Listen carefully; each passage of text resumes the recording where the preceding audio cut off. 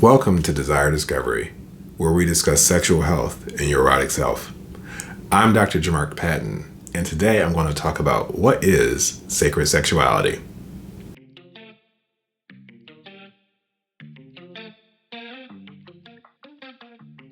So I've gotten a lot of questions about what is sacred sexuality. I posted an article at the time of recording a few weeks ago now, and people have asked me, what is this? What are you talking about? And so I just wanted to do a video to share my thoughts, opinions, personality on the issue. And so feel free to leave comments so I can further clarify if you still have questions. But I really want this to be as transparent, but also as clear as possible. So if there's anything that still sounds confusing after I've given you the description, let me know. We're just gonna get into it and be very straightforward about it. And actually, it's a very straightforward answer. So when people ask me about sacred sexuality and they haven't read what I've written, they've only heard me talk about it, I like to start the conversation by asking them, do you know what Tantra is? Or have you heard of tantric sex? And I use that as a starting place because in America, that's the easiest thing, that's a common language for people to latch on to, because otherwise I'm starting from zero. And so asking that question allows me to see where they are and what they already know and how to fill in some of the gaps. But sacred sexuality is not Tantra. And even then, I won't get into unpacking Tantra today because that's not my thing. But just to talk about it for a brief second, used in the US and in the West, it has been adopted from its origins in the Vedic religions of the Indian subcontinent and, East Asia more generally, but, thousands of years ago, not where we're living right now. And that's the point, is that this has been adopted and repurposed. And so the term is used, but it's not used consistently, is one issue. But then for me, the other part is I'm not going and looking at Tantra or Neo-Tantra or what the original version of Tantra is and adopting that for what it is that I'm doing. What I have come to over time is that sacred sexuality is a mindset. Very plain and very simply. It is not practices. It is not adopting other existing practices. It is not a spiritual system. It is not a religious system. It is very simply holding your sexuality and sex as something that is sacred and deserving of honor and respect. And that's an important part for me. It was extremely important to have a mindset, a way of being that was different from what I was seeing as mainstream gay culture, mainstream sex culture more generally in America. And I really liked some of the things that I was learning as I looked into Tantra and embodied sexuality, but also as I looked into kink and BDSM and what was happening in those communities. So sacred sexuality was something that was born out of some very disparate yet underneath aligned beliefs, practices. And so I wanted to have this mindset of respect and honor for my sex, my sexuality, and for those that I was interacting with. And so that's where it came from. It's very, like I said, very simple. It is a mindset. It is a very deliberate choice. It is a very intentional choice to honor my sex and sexuality. That being said, though, you can still get freaky as hell, right? There is so for me, there's no limit on what can be included in sacred sexuality. The main point is the intentions that you put in place, period. I thought I was going to say more, but actually that's it. You can still do flogging and heavy impact. You can still do role play and humiliation and name calling. But if you've come into it with a respectful mindset, if you come into it promoting the cultivation of your sexual energy, the activities that you do will align with your mindset. It's not rocket science, honestly.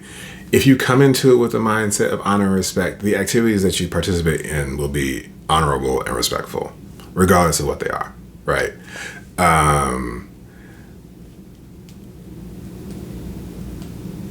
Part of it is also reactionary. I guess I kind of alluded to this before, but some of the models that I was seeing, some of the mental models that I was seeing in the world as it relates to sex and sexuality, from my perspective, were unhealthy. And they were unhealthy because they were unaligned with what I was just describing, right? You can, and this comes from my living and participating in the kink and BDSM communities. You can be a sadist and still practice sacred sexuality, or you can be a sadist and be an evil person. Both those things are true. But the mental models that I was witnessing, compared to the words that were coming out of people's mouths about what it meant to be a leather person or act in integrity, they weren't aligned. Like, they were saying one thing and doing completely different things. Just completely different things. And I did not want to be associated with that type of behavior. Flip, right? And that was how I was looking at and reacting to and reflecting on my experiences in the BDSM and kink communities. When I look at the embodied sexuality, new age sexuality, neo-tantra, tantric sex, like in those spaces, I was also seeing a misalignment of words and actions. Like, it just, it was very curious to me that, only sex between a man and a woman can achieve these tantric goals. And it has to be vaginal sex. And it has to be done a certain way. Like, what? What are you talking about? One person went so far as to say that you need to be Christian as well. Like, very dogmatic in his beliefs. And it was such a turnoff. I'm just like, no, wait, pause. This can't be right. And actually, I was right. Like, it doesn't have to be. It does not have to be that way. That person, those people, chose to practice their sexuality in that way. What I found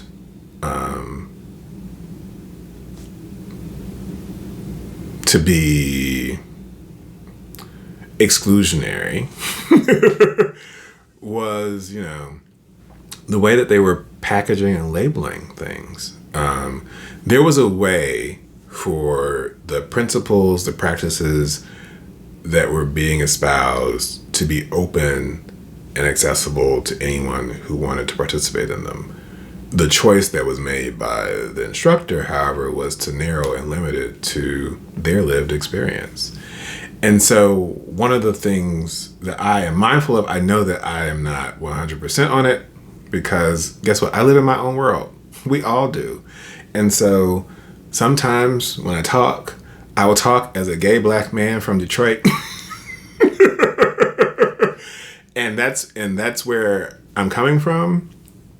But at the same time, I realize and recognize that as a teacher, as a coach, as a, I want to say community leader, but I would rather say as an upstanding member of the community, right? An outspoken, perhaps, member of the community. I wanted to make sure that what I was saying and doing was not exclusionary, because it's not. Accessibility is a huge part of my way of being and thinking.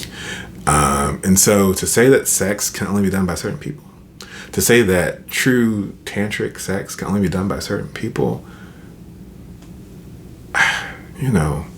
I really felt some kind of way. Very similar to if you're a sadist, you have to be just this, completely evil person. Like, no, actually, no, that's not true either. So that's where I came from. That's where, I said, I'm writing this down. This is what sacred sexuality means to me. This is how I'm operating.